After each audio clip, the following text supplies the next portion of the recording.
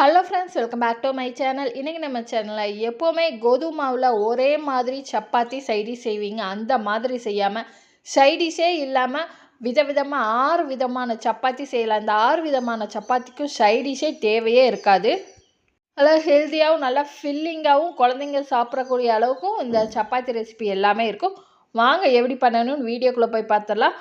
First என்ன ரெசிபின்னு பார்த்துடலாங்க. இந்த recipe செய்கிறதுக்கு உருளைக்கிழங்கு, ஒரே ஒரு உருளைக்கிழங்கை பாருங்கள் நல்லா வேக வச்சு தோல் உரித்து வச்சுருக்கேன். இந்த உருளைக்கிழங்கை கட்டியே இல்லாத மாதிரி இந்த மாதிரி நல்லா மசிச்சு விட்டு எடுத்துக்கோங்க. இல்லை கைட்டே பிசைஞ்சுக்கோங்க. இல்லை காய் துருவலை நல்லா சீவி கொஞ்சம் கூட கட்டியே இருக்கக்கூடாது. நல்லா மசிச்சு விட்ட இந்த உருளைக்கிழங்கு கூட, ஒரே ஒரு உருளைக்கிழங்கு தான் எடுத்துருக்கேன். இந்த உருளைக்கிழங்கு கூட பொடியாக நறுக்கின வெங்காயம் சேர்த்துக்கிடலாம். பொடியாக நறுக்கின பச்சை மிளகாய் சேர்த்துக்கிடலாம். பொடியாக நறுக்கின கருவேப்பிலை, கொத்தமல்லி எல்லாமே சேர்த்துட்டு இப்போது மசாலா பொருட்கள் எல்லாமே சேர்த்துடலாங்க. கொஞ்சோண்டு மஞ்சள் பொடி சேர்த்துருக்கேன். 1 டீஸ்பூன் அளவு தனி மிளகாய்த்தூள் சேர்த்துருக்கேன். ஏற்கனவே பச்சை மிளகாய் சேர்த்துருக்கோம், அதனால் உங்கள் காரத்துக்கு தகுந்த மாதிரி நீங்கள் தனி மிளகாய்த்தூள் சேர்த்துட்டு கரம் மசாலா சேர்த்துருக்கேன். 1 டம்ளர் அளவு கோதுமை மாவை நல்லா சல்லடையில் சளிச்சிட்டு நான் சேர்த்துக்கிறேன். 1/2 டம்ளர் அளவு கடலை மாவையும் நல்லா எல்லா மாவையுமே நல்லா சளிச்சிட்டு கட்டி இல்லாமல் நம்ம சளிச்சிட்டு சேர்த்துக்கிடலாம். 1/2 டீஸ்பூன்லேருந்து 1/4 டீஸ்பூன் உப்பு, 1/4 டீஸ்பூன் சீரகம் சேர்த்துக்கலாம். சேர்த்துட்டு இந்த தண்ணி சேர்க்காம நல்லா சப்பாத்தி மாவு மாதிரி நம்ம பிசைஞ்சு எடுத்துக்கலாங்க. இன்னும் கோதுமை மாவு தேவைப்பட்டதுன்னா எக்ஸ்ட்ரா கொஞ்சம் கொஞ்சமாக கோதுமை மாவு சேர்த்து, சப்பாத்தி மாவு கையில் ஒட்டாத அளவுக்கு கொஞ்சம் கொஞ்சமாக கோதுமை மாவு சேர்த்து சப்பாத்தி மாவு பக்குவத்துக்கு நம்ம பிசைஞ்சு எடுத்துக்கிடலாங்க. இப்போ ஒரு சப்பாத்தி கட்டையில் கோதுமை மாவு கொஞ்சமாக டஸ்ட் பண்ணிவிட்டு நம்ம ரெடி பண்ண சப்பாத்தி மாவை விரித்து எடுத்துக்கிடலாம். ரொம்ப மெல்லிசாக விரிக்க முடியாது, எந்த அளவுக்கு மெல்லிசாக விரிக்க முடியுமோ அந்த அளவுக்கு விரிச்சுக்கோங்க. சப்பாத்தி தேய்க்கிறதுக்கு கொஞ்சம் அதிகமாக தான் மாவு போட்டு தேய்க்கிற மாதிரி இருக்கும், அதனால் கொஞ்சம் மாவு எக்ஸ்ட்ராவே போட்டு நல்லா தேய்ச்சதுக்கப்புறம் ஒரு டிஃபன் பாக்ஸ் விளிம்பில் எண்ணெய் தடவிட்டு இந்த மாதிரி நல்லா ரவுண்ட் ஷேப்பில் அச்சு வச்சு எடுத்துக்கலாங்க. இப்போ நம்ம ரெடி பண்ண சப்பாத்தியை தோசைக்கல்லில் லைட்டாக 1/2 ஸ்பூன் அளவு எண்ணெய் சேர்த்துட்டு நல்லா மீடியம் ஃப்ளேமில் 2 பக்கம் இந்த மாதிரி நல்லா பொன்னிறமாக சவந்ததுக்கப்புறம் எல்லா சப்பாத்தியும் எடுத்துட்டா சூப்பராக மசாலா காய்கறி சப்பாத்தி ரெடி ஆயிடுச்சுங்க. இது ஒன்று சாப்பிட்டாலே போதும், நல்லா ஃபில்லிங்காக இருக்கும். நல்லா பாருங்கள், இந்த அளவுக்கு நல்லா சாஃப்டாகவும் இருக்கும் மசாலா காய்கறி சப்பாத்தி. இதுக்கு எந்த விதமான சைடிஷும் தேவையே படாது. இந்த கேரட்டு இந்த மசாலாவோட சாப்பிடும்போது அப்படியே பிச்சு சாப்பிடும்போது டேஸ்ட்டாக இருக்கும். ஜஸ்ட்டு தயிர் வெங்காயம் இருந்தாலே போதுங்க, நல்லா சாப்பிட்றலாம் அந்த சப்பாத்தியை. உங்கள் குழந்தைங்க காரத்துக்கு தக்க மாதிரி நீங்கள் கூட்டி குறைச்சி இந்த மாதிரி சூப்பரான மசாலா சப்பாத்தியை வீட்டிலையே செஞ்சு கொடுக்கலாங்க. ரெண்டாவதாக பார்த்தீங்கன்னா, நம்ம கடையிலையா இதை வாங்கி இத்தனை நாளாக இந்த சப்பாத்தியை சாப்பிட்டோம் அப்படின்னு நீங்கள் நினச்சி பார்க்குற அளவுக்கு சூப்பரான வெஜ்ஜு சப்பாத்தி ரோல் தாங்க பார்க்க போகிறோம். சாஸ் எதுவுமே இல்லாமல் வாங்க எப்படி பண்ணணும்னு பார்த்துடலாம். ஒரு கடாயில் 1 ஸ்பூன் அளவு எண்ணெய் சேர்த்துட்டு 10 பல் பூண்டை பொடியாக நறுக்கி சேர்த்துடுக்கிறேன். 1/4 கப்புக்கும் கம்மியாக பீன்ஸ் சேர்த்துருக்கேன். 1/2 கப் பச்சை பட்டாணி. 10 நிமிஷத்துலேயே பச்சை பட்டாணி வெந்துடும். நீங்கள் ஊற வச்ச பட்டாணி சேர்க்கும்போது வேகிறதுக்கு லேட் ஆகும், அதனால் ஊற வச்ச பட்டாணி சேர்க்கும்போது நீங்கள் ஒரு 2 விசில் வேக வச்சுட்டு நீங்கள் இந்த காய்கறி கூட சேர்த்துக்கலாம். 1 கப் அளவு கேரட் சேர்த்துருக்கேன். 1 கப் அளவு உருளைக்கிழங்கு சேர்த்துருக்கேன். வேறு எந்த காய்கறி இருந்தாலுமே சேர்த்துக்கிடலாம். குடைமிளகாய் கூட நீங்கள் சேர்த்துக்கிடலாம். என்கிட்ட இருக்கிற காய்கறி தான் சேர்த்துருக்கேன். ஒரே ஒரு மீடியம் சைஸ் வெங்காயம், 1/2 ஸ்பூன் அளவு உப்பு சேர்த்துட்டு காய்கறியை பாதி அளவுக்கு வேக வச்சு எடுத்துக்கிடலாம். காய்கறி வேகிறதுக்கு தண்ணி தேவைப்பட்டதுன்னா 1 ஸ்பூன்லேருந்து ஒரு 2 ஸ்பூன் அளவு தண்ணி சேர்த்துட்டு மீடியம் ஃப்ளேம்லேயே வேக வச்சு எடுத்துக்கோங்க. நான் இன்றைக்கி தண்ணி சேர்க்காம மீடியம் ஃப்ளேம்லேயே வேக வச்சு எடுத்துக்கிறேன். பாதி அளவு காய்கறி பாருங்கள் நல்லாவே குக் ஆகிடுச்சு. இப்போ நம்ம மசாலா பொருட்கள் எல்லாமே சேர்த்துடலாங்க. 1/4 டீஸ்பூன் மஞ்சள்தூள் சேர்த்துருக்கேன். 1/2 டீஸ்பூன் அளவு மிளகாய்த்தூள் சேர்த்துருக்கேன். கரம் மசாலா 1/4 டீஸ்பூன் அளவு சேர்த்துருக்கேன். இவ்வளோ தான் இதுக்கு தேவையான அளவு மசாலா. இந்த மசாலாவும் சேர்த்துட்டு நம்ம காய்கறியை இன்னும் நல்லா வேக வச்சு எடுத்துக்கிடலாங்க. இதுக்கு பதிலாக நீங்கள் சாட் மசாலா கூட நீங்கள் சேர்த்துக்கலாம். வீட்டில் இருக்கிற மசாலானா இந்த மசாலாவை சிம்பிளாக சேர்த்துக்கோங்க போதும். இப்போ நல்லா கலந்து விட்டு காய்கறியெல்லாம் பாருங்கள் நல்லாவே வெந்து வந்துருச்சு. இப்போ அடுப்பை ஆஃப் பண்ணிவிட்டு நம்ம இதுக்கு சாஸ் ரெடி பண்ணி எடுத்துக்கிடலாங்க. சாஸ் ரெடி பண்ணி வீட்டிலே ரெடி பண்ணிடலாம். ஒரே ஒரு பச்சை மிளகாய், 2 தக்காளி சேர்த்துட்டு தண்ணி சேர்த்துடக்கூடாது. தண்ணி சேர்க்காமல் நைஸாக நம்ம அரைச்சி எடுத்துகிட்டு வந்துடலாங்க. அரைச்சி எடுத்துகிட்டு வந்த பேஸ்ட்டை ஒரு கடாயில் 1 ஸ்பூன் அளவு எண்ணெய் சேர்த்துட்டு எண்ணெயில் நம்ம அரைச்ச பேஸ்ட்டை சேர்த்துட்டு நல்லா சுண்டி வர வரைக்கும் நம்ம வேக வச்சு எடுத்துக்கலாங்க. பாருங்கள் இந்த அளவுக்கு நல்லா மிக்ஸ் பண்ணிவிட்டு நல்லா சுண்டி வரணும். ஒரு 5லேருந்து 10 நிமிஷத்துலேயே சுண்டி வந்துடும். 1/4 டீஸ்பூன் அளவு உப்பு சேர்த்துட்டு நீங்கள் 2 நிமிஷம் நல்லா வேக விடுங்க. இப்போது கடையில் கிடைக்கக்கூடிய சாஸில் பார்த்திங்கன்னா ஒரு லைட்டான இனிப்பு சுவை இருக்கும். உங்களுக்கு அப்படி இனிப்பு சுவை தேவைப்பட்டால் 1/2 ஸ்பூன் சர்க்கரை சேர்த்துட்டு 2 நிமிஷத்துக்கு அப்புறம் அடுப்பை ஆஃப் பண்ணிட்டா நம்மளோட சாஸுமே ரெடி ஆயிடுச்சு. சப்பாத்திக்கு இடையில் லைட்டாக கோதுமை மாவு நம்ம தூவிட்டு நம்ம ரெடி பண்ணின சப்பாத்திக்கு ரெடி பண்ண கோதுமை மாவுலேருந்து ஒரு உருண்டையை பெருசாக எடுத்து சப்பாத்திக்கு எப்படி விரிப்போமோ அது மாதிரி விரித்து எடுத்துக்கலாங்க. விரித்து எடுத்துகிட்டு நம்ம தோசைக்கல்லில் பாருங்கள் சப்பாத்தி போட்டு எடுத்துக்கிடலாம். தோசைக்கல் நல்லா ஹீட்டாக இருக்கணும். ஹீட்டாக இருக்கும்போது நம்ம சப்பாத்தியை தேய்ச்சிட்டு மேலே லைட்டாக 1/2 ஸ்பூன் இல்லை 1/4 ஸ்பூன் அளவு எண்ணெய் சேர்த்துக்கோங்க. திருப்பி போட்டதுக்கப்புறமும் 1/2 ஸ்பூன் 1/4 ஸ்பூன் அளவு எண்ணெய் சேர்த்துக்கலாம். அவ்வளோதான். 2 சைடும் நல்லா செவந்ததுக்கப்புறம் ரொம்ப கருக விட்டுறாமல் நம்ம சப்பாத்தி வேக வச்சு எடுத்துக்கலாங்க. அவ்வளோதான். சப்பாத்தி ரெடி ஆயிடுச்சு, ஸ்டஃபிங் ரெடி ஆயிடுச்சு, சாஸுமே ரெடி ஆயிடுச்சு. சப்பாத்தி வெஜ் ரோல் தான் ரெடி பண்ண போகிறோம். நான் ரேஷன் கடை மாவில் தான் பார்த்திங்கன்னா கொஞ்சம் சப்பாத்தி சுட்டு எடுத்திருக்கேன்.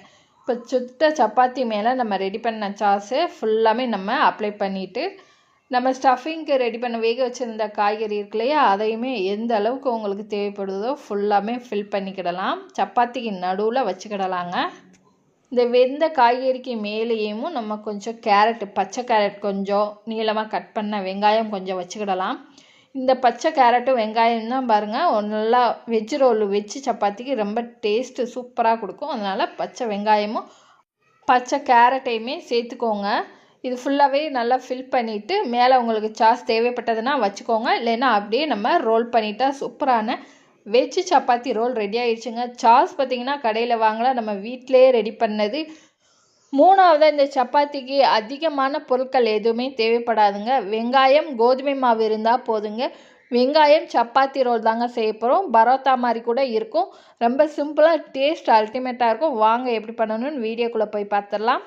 2 டம்ளர் அளவு கோதுமை மாவு, 1/4 டீஸ்பூன் அளவு உப்பு சேர்த்துட்டுக்கிறேன். 1 ஸ்பூன் ஆயில் சேர்த்து கொஞ்சம் கொஞ்சமாக தண்ணி சேர்த்து சப்பாத்தி மாவு பக்கத்துக்கு பிசைஞ்சிடலாம். இப்போ நல்லா பிசைஞ்சாச்சு. பிசைஞ்ச மாவை 10 நிமிஷம் நம்ம ரெஸ்ட் விட்டுடலாம் மூடி போட்டு. மூடி இப்போ அதுக்குள்ளே மசாலா ரெடி பண்ணிடலாங்க.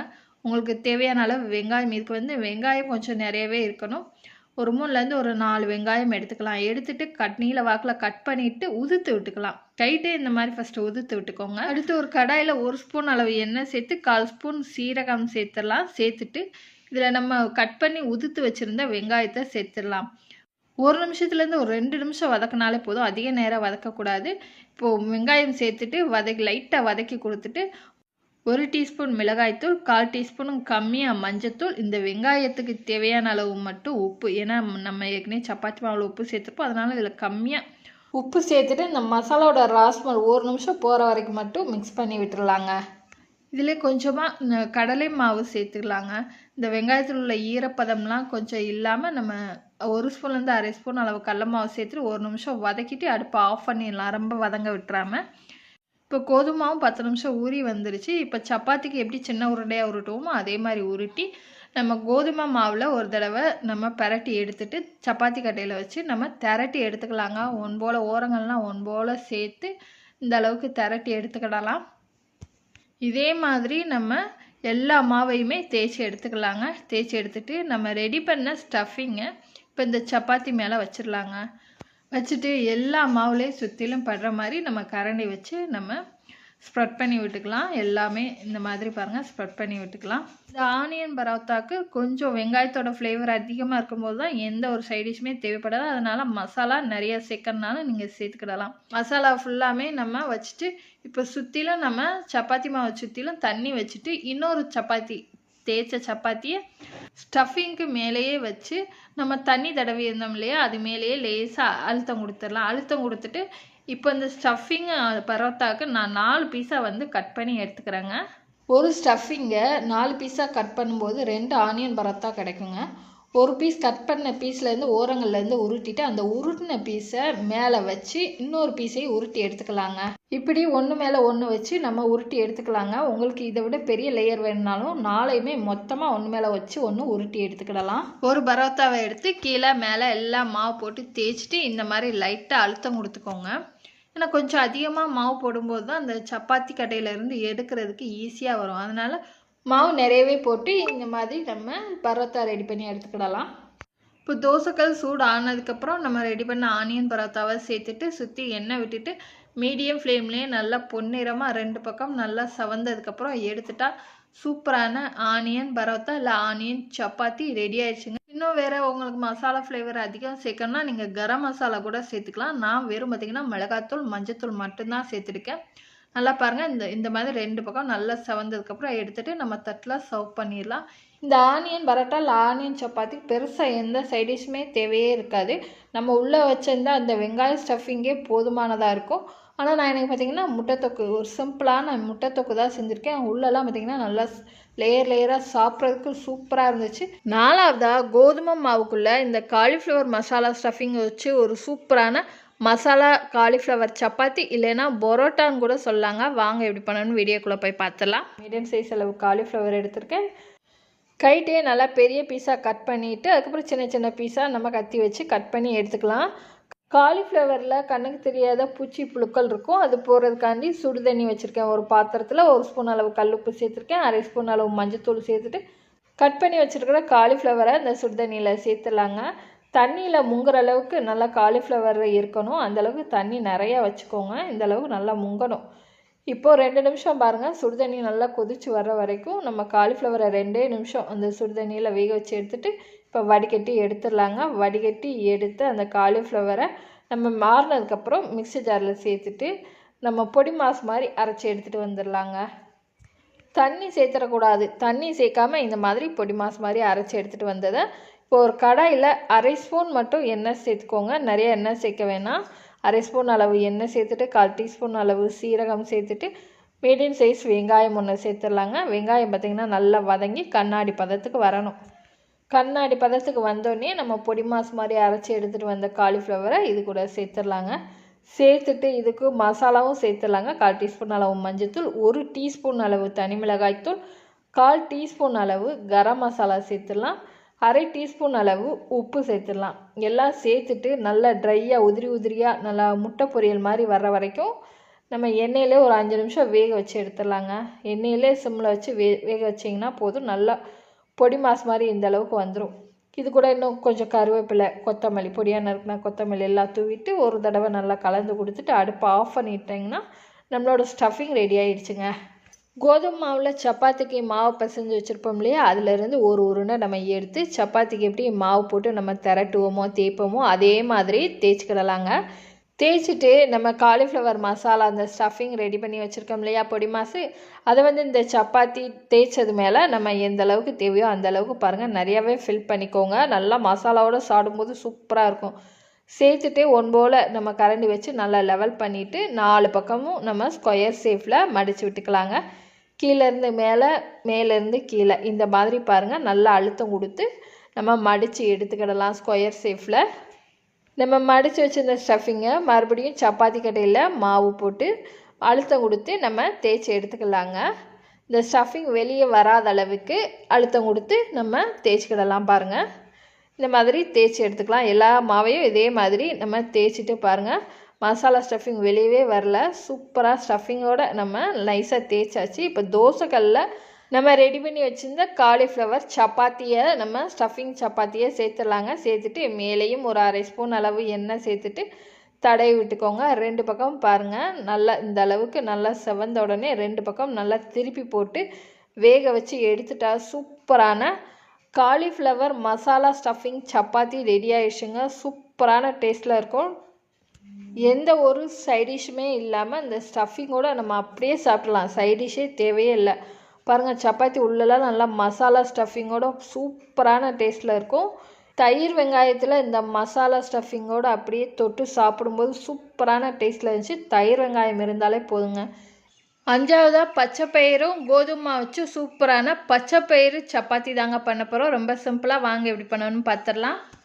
டிஃபன் பண்ணுறதுக்கு பச்சைப்பயிறு 1 டம்ளர் அளவு 2லேருந்து 3 தடவை நல்லா கழுவிட்டு ஒரு நைட்டு ஃபுல்லாகவே ஊற வச்சுக்கிறேங்க. ஊற வச்சுட்டு காலையில் 2-3 தடவை நல்லா கழுவிட்டு இப்போ இந்த ஊறின பச்சைப்பயிரை ஒரு மிக்ஸி ஜாரில் சேர்த்துடலாங்க. மிக்ஸி ஜாரில் சேர்த்த பச்சைப்பயிறு கூடயும் ஒரு பச்சை மிளகா உங்கள் காரத்துக்கு தக்கன 2 கூட நீங்கள் சேர்த்துக்கலாம். 2 துண்டு இஞ்சி சேர்த்துருக்கேன். 1/4 ஸ்பூன் அளவு சீரகம் சேர்த்துருக்கேன்.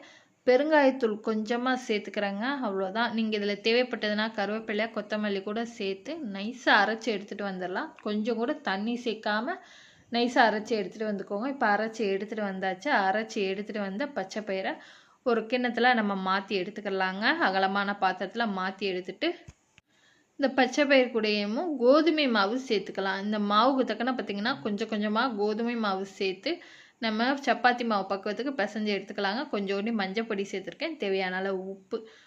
நீங்கள் கரம் மசாலா கூட நல்லா ஸ்பைஸியாக சாப்பிட்ணுன்னு நினச்சிங்கன்னா கரம் மசாலா கூட நீங்கள் சேர்த்துட்டு இந்த மாவு கூட சேர்த்துட்டு நல்லா பிசைஞ்சு எடுத்துக்கலாம். நான் கொஞ்சம் கொஞ்சமாக மாவு சேர்த்து பார்த்திங்கன்னா சப்பாத்தி மாவு பக்குவத்துக்கு பிசைஞ்சிட்டு 10 நிமிஷம் ரெஸ்ட்டு விட்டுடலாம். 10 நிமிஷத்துக்கு அப்புறம் நம்ம ஓப்பன் பண்ணி பார்க்கலாங்க.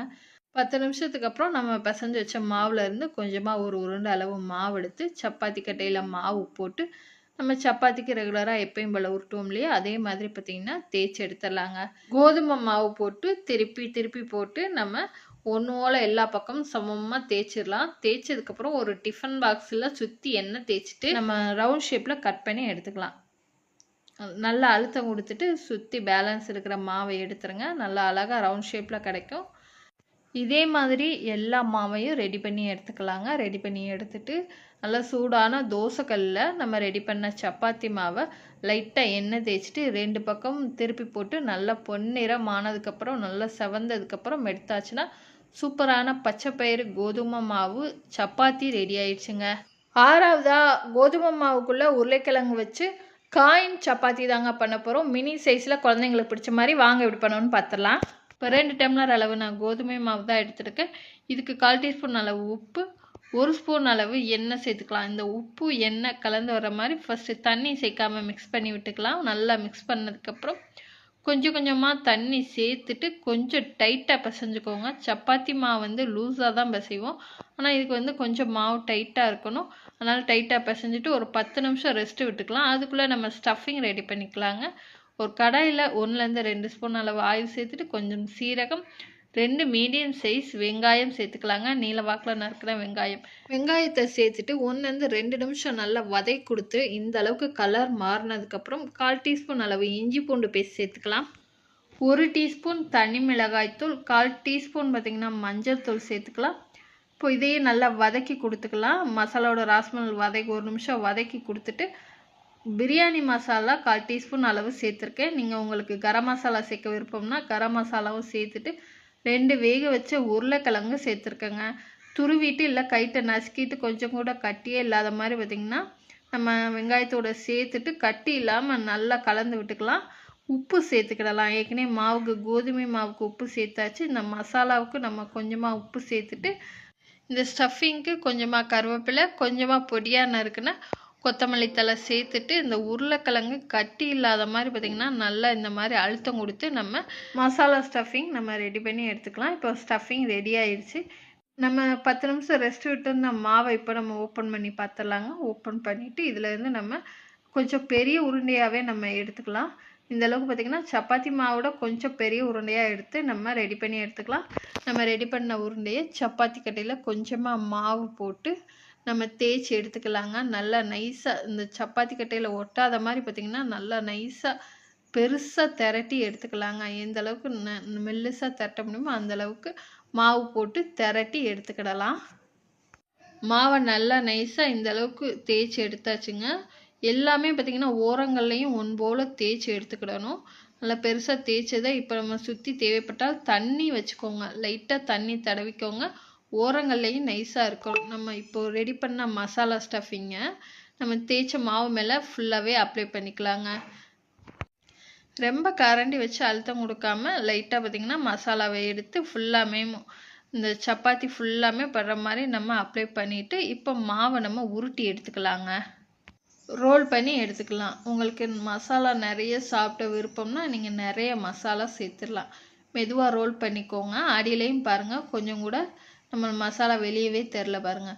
இந்த மாதிரி லைட்டாக ரோல் பண்ணிக்கோங்க. கைட்டையும் ஒரு தடவை இந்த மாதிரி ஃபுல்லாகவே ரோல் பண்ணிவிட்டு சைடில் உள்ள எக்ஸஸான மாவெல்லாம் எக்ஸ்ட்ரா உள்ள மாவெல்லாம் லைட்டாக கட் பண்ணி விட்டுட்டு 2 பக்கம் பார்த்திங்கன்னா லைட்டாக விரலை வச்சு இந்த மாதிரி லெவல் பண்ணி விட்டுக்கோங்க. ஸ்டஃபிங் நம்ம வச்சதுக்கப்புறம் பார்த்திங்கன்னா ரொம்ப அழுத்தம் கொடுத்து உருட்டாமல் லைட்டாக அப்படியே மேலோட்டமாக லைட்டாக உருட்டிக்கோங்க. உருட்டிட்டு இப்போ நம்ம போல் எல்லாமே கட் பண்ணி எடுத்துக்கலாம். கட் பண்ண பீஸில் இருந்து ஒரு பீஸை நம்ம எடுத்துடலாங்க. எடுத்து உள்ளங்கையில் வச்சு லைட்டாக அழுத்தம் கொடுங்க போதும். ரொம்ப அழுத்தம் கொடுக்க வேணாம், லைட்டாக அழுத்தம் கொடுங்க. ஸ்டஃபிங்கும் பிரிஞ்சு வராது. 2 பக்கமும் திருப்பி வச்சு லைட்டாக அழுத்தம் கொடுத்து எல்லா உருண்டையும் ரெடி பண்ணி எடுத்துக்கோங்க. இப்போ எல்லா உருண்டையுமே பார்த்திங்கன்னா ரெடி பண்ணி எடுத்தாச்சு.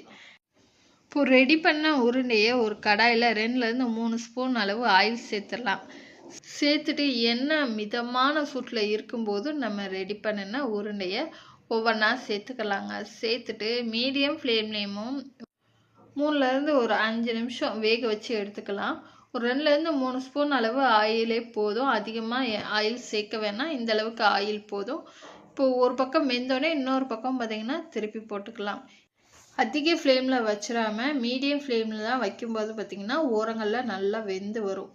பாருங்கள், ஓரங்கள்லேயும் பார்த்திங்கன்னா நல்லா வெந்துருச்சு. 2 பக்கமுமே பார்த்திங்கன்னா நல்லா செவந்து ஓரங்கள்லேயும் நல்லா வெந்து வந்திருக்கு பாருங்கள். அவ்வளோதான், சூப்பராக வெந்ததுக்கப்புறம் நம்ம எண்ணெயிலேருந்து வடிகட்டி எடுத்துடலாம். நான் ஃபஸ்ட்டு சேர்த்த எண்ணெய் தான், அதுக்கப்புறம் இடையில நான் எண்ணெயே சேர்க்கலை. எண்ணெயிலேருந்து இப்போ வடிகட்டி தட்டில் சர்வ் பண்ணிடலாங்க. எப்போவுமே பார்த்திங்கன்னா சப்பாத்திக்கு இந்த உருளைக்கிழங்கு மசாலா கண்டிப்பாக ரெடி பண்ணுவீங்க. ரெடி பண்ணுறப்போ குழந்தைங்க விருப்பப்படுற மாதிரி கொஞ்சம் சைஸையும் டிசைனையும் மாற்றி செஞ்சு கொடுங்க, கட்டாயம் விரும்பி சாப்பிடுவாங்க. வெளியிலலாம் பார்த்திங்கன்னா நல்லா முறுமுறுன்னு உள்ளே நல்லா மசாலாவோடு சாப்பிட்றதுக்கு சூப்பரான டேஸ்ட்டில் இருந்துச்சு. எப்போவுமே கோதுமை மாவில் ஒரே மாதிரி சப்பாத்தி செஞ்சு கொடுக்காம இந்த மாதிரி கொஞ்சம் வித்தியாசமாக நீங்கள் செஞ்சு கொடுங்க குழந்தைங்களுக்கு. இல்லை உங்கள் வீட்டில் ட்ரை பண்ணி பார்த்துட்டு எப்படி இருந்தேன்னு உங்களோட ஃபீட்பேக்கை என்னோடய கமெண்ட் பாக்ஸில் கமெண்ட் பண்ணுங்கள். உங்களுக்கு இந்த ரெசிபிஸ் எல்லாமே பிடிச்சிருந்தா லைக் பண்ணுங்கள், ஷேர் பண்ணுங்கள், மறக்காமல் என்னோட சேனலை சப்போர்ட் பண்ணுங்கள். Bye friends, thank you. இன்னொரு வீடியோவில் பார்க்கலாம்.